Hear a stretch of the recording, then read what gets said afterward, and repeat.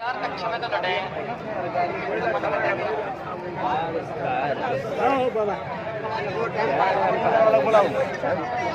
Time अगर पार भगलाट बनाओ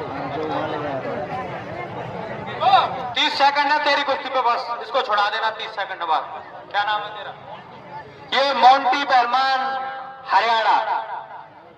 और इसी के सवाल के जवाब में अनुज पहलवान गोरखपुर। कुश्ती का समय 6 मिनट। चलो पहलवान।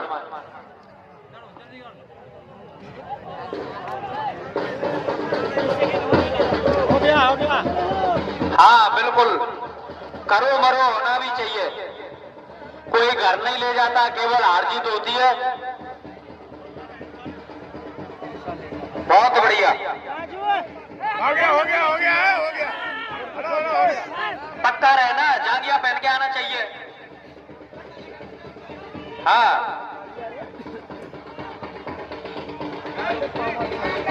देख के,